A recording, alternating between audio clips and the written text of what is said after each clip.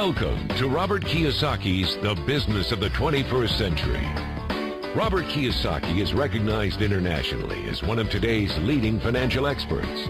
The author of the best-selling Rich Dad, Poor Dad, his books have been translated into 51 languages in 109 countries and sold more than 28 million copies worldwide. Robert has spent his life educating people on how to attain financial freedom. Now, through this special video presentation, he explains why network marketing is indeed the business of the 21st century, and how you can take advantage of its opportunities to create the life you desire. Hello, I'm Robert Kiyosaki. I'm the author of this book, Rich Dad, Poor Dad. I want to welcome you to the business of the 21st century. For those of you who may not be familiar with this book, it was published in 1997, a self-published book, and it went all around the world, and in 2000 it made the New York Times bestseller list. It was the only self-published book that made it. And at the same time, a woman named Oprah Winfrey called, and I went on her show to talk about Rich Dad, Poor Dad, and voila, suddenly I was a famous individual. So today this book has now sold approximately 25 million copies in 100 different countries and 50 different languages. So today, Rich Dad, Poor Dad is the #1 personal finance book ever written. So Rich Dad, Poor Dad is a very simple story of my two dads. My real dad was the head of education for the state of Hawaii. Great guy, PhD, like I said, head of education, smart guy, but he also ran for lieutenant governor of the state of Hawaii as a Republican. Unfortunately, he lost, and he ultimately died poor, so that's why I call him my poor dad. My rich dad, on the other hand, didn't finish school, but he ultimately became one of the richest men in Hawaii.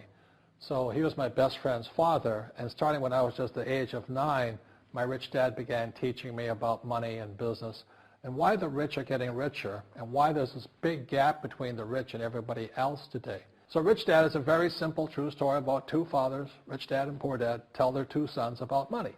And it was my poor dad always said, go to school, get a job, work hard, and all that stuff.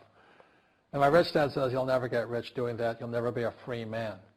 So that's kind of the differences. But if I would show you a diagram of the differences here, is that in financial education, this is very simply the difference. Because there's no financial education in our school, most people do not understand financial statements. So this here is income, expense, assets, and liabilities.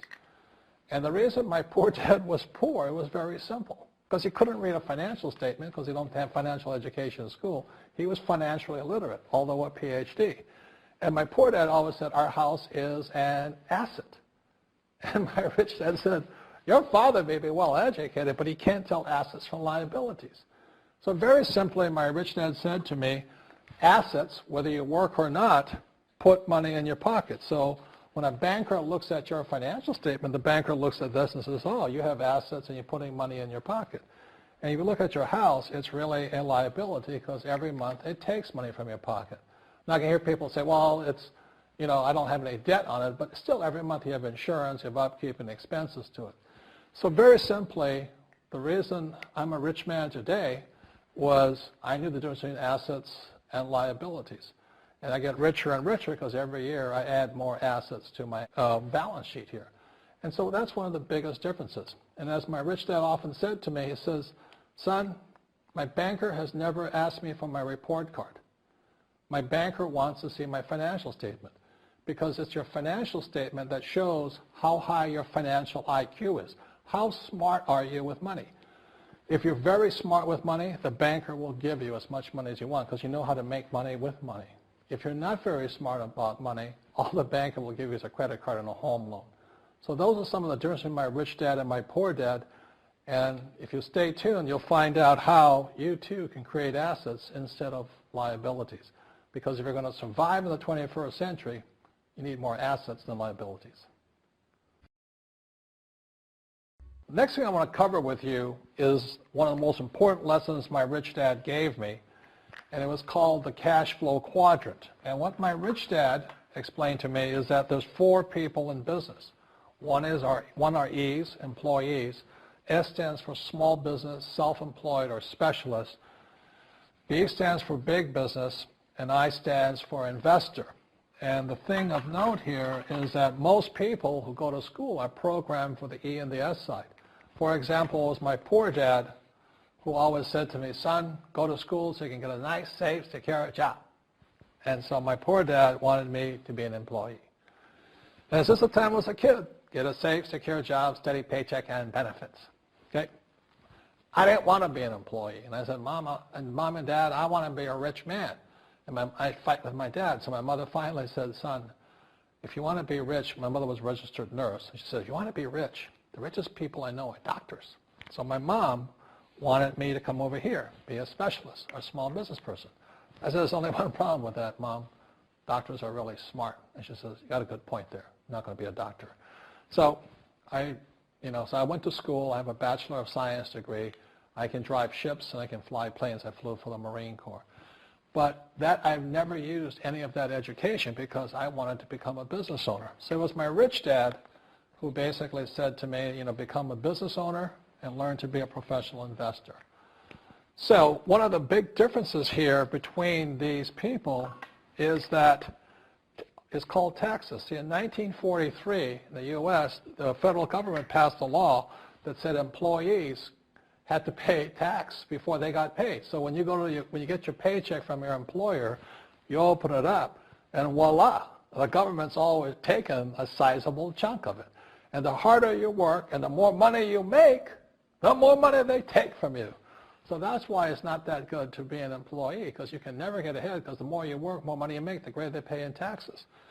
Now, the doctors and lawyers and attorneys, accountants were all laughing, saying, oh, these guys, they're getting paying a lot of taxes. So naturally, the federal government changed the laws again. And so in 1986 in the U.S., a thing called the 86 Tax Reform Act, and it basically took a lot of the benefits away from people who are self-employed, small business, doctors, and lawyers. So today in America, unfortunately, these guys pay the highest percentage in taxes.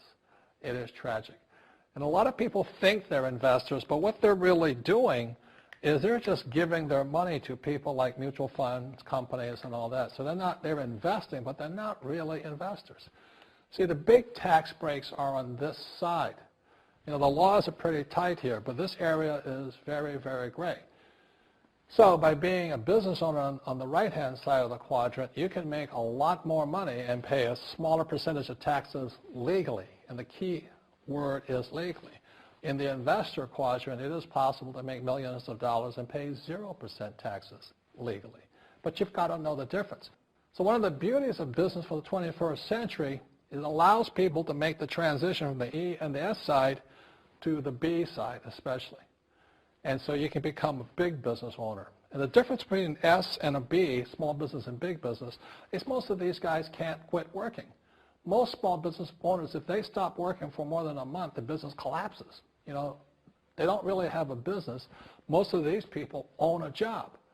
So the beauty of business for the 21st century is it allows these people to make the transition to the B side so that you don't have to keep working hard for money, and the money can actually come in passively.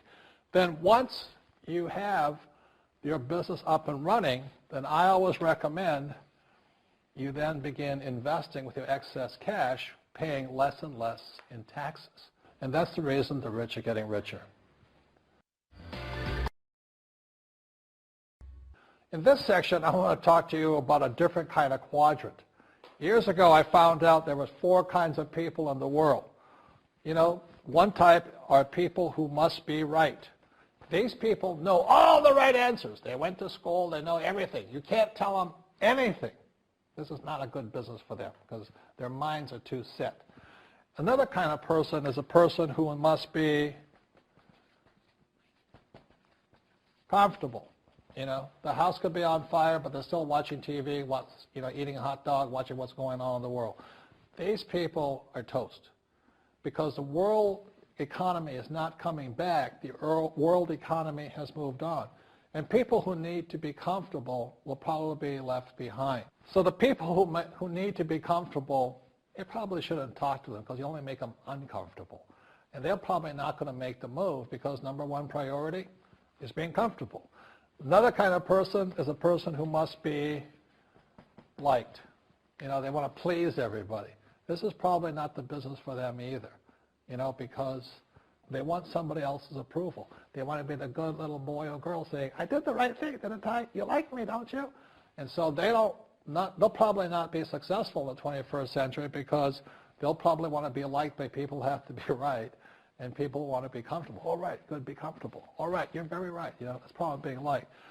But the business for the people of the 21st century are people who must win. And that's where I am at. One of the best things I was taught in the Marine Corps and at military school is not how many times you get knocked down, it's how many times you stand up. When somebody knocks you back, what do? Oh, you hurt my feelings. You'll probably not be successful. The world will probably pass you by. Because as I said, the world economy is moved on. It's not coming back. So winners will win. But winning takes sacrifice. Success takes sacrifice. And these are the people who will do best in business of the 21st century. So when you're talking to people, about this business, you have to look at them and ask yourself, is this person really just going to be liked and they'll tell you what you want to hear? Or they're going to argue with you because they know all the right answers? Or they're going to get very upset with you for disturbing them? So what you're looking for in the network marketing business are people who want to win. People who know the economy has moved on. You'll find every race, gender, age, and background in network marketing. But what they really want to do is they want to win. It really is a true playing field in the world, but not for these people. These people will be left behind. Network marketing is for people who want to win because network marketing is the business model of the future. If you want the government to take care of you, then just keep doing what you want to do. It is possible for everyone to win, but the problem is you've got to commit to it. You've got to say, this is what I'm going to do. I'm going to dedicate 5 years of my life. You want to look at the leaders and say, those are the people I want to be like. Those are the kinds of people I want to hang out with. That's what you got to say to yourself. And I want to help other people do what I want to do and win in life. And that's why I support network marketing, because it really is the business for the 21st century. As an entrepreneur, I have built many businesses from scratch. And as some of you know, a lot of them crashed also. Statistics show that most new businesses fail within the first 5 years, 90% in fact. And of the 10% that survive, the remaining 10% crash in the second 5 years. So in other words, most are gone in 10 years. So I've looked at many different models, and one that stands out for me is network marketing. And the reason for that, it takes very little upfront cash. It has low overhead. You can do it part-time. It means keep your daytime job, but do this part-time. And once the business is up and running, it can generate enough income so that you can move from the left side to the right side of the quadrant. So let me tell you about my introduction to network marketing, because I had a very closed mind to it. Since I can build my own businesses, I said, why do I need a network marketing business? But about 15 years ago, I have a good friend, his name is Bill, and this guy is the best real estate investor I know. He has tons of assets in here. So I said, Bill, why did you start a network marketing business? And his answer was very simple. He says, it's my way of helping people. But more importantly, he says, the reason most people can't invest in real estate is because they don't have a business. They don't make enough money simply because taxes, debt, inflation, and retirement savings are killing them. They cannot even invest. So my friend Bill, who is a professional real estate entrepreneur, he says, I started a network marketing business so the people that worked with me could start their own business and then invest money with him. So with that, I realized then that network marketing wasn't about making money, but it was about helping people to help other people make money so they become financially free. So the beauty of network marketing, I said, like it's very low entry point, doesn't take much money, you can do it part-time. And where you profit is in most big corporations is they spend millions, sometimes billions of dollars in advertising. So rather than give that money to advertisers, network marketing depends on building a network. It's called word of mouth, like you recommend a movie to a best friend. So really, the reason I support network marketing, because it's not about selling.